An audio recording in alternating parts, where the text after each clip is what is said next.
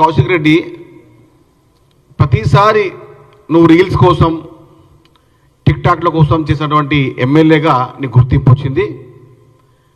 మీరు ప్రత్యేకంగా ఏదో నేనే బీఆర్ఎస్ పార్టీని తెలంగాణ ఉద్యమకారుల నుంచి మోస్తా ఉన్నాను, బీఆర్ఎస్ పార్టీకి నేనే కర్త కర్మ క్రియ అని అనుకుంటున్న కౌశిక్ రెడ్డి గారు, మీ స్థాయి ఏందో కొంచెం తెలుసుకొని మాట్లాడండి. ప్రతిసారి ఏదో ఒక చిల్లర మాట మాట్లాడితే కానీ నువ్వు టీలో రావు. నీ స్థాయి ఏంది?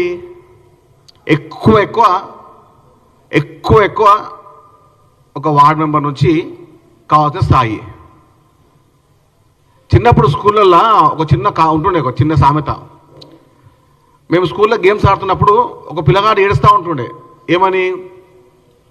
అరే నేను ఓడిపోతానంటే ఒకసారి గెలిపించారు స్కూల్లో. అరే పోటీ పిల్లగాడు ఏడుస్తూ ఉన్నాడు అని చెప్పి.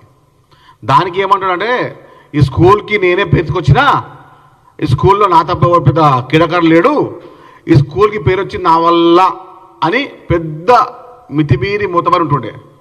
అట్టనే ఈ కౌశిక్ రెడ్డి.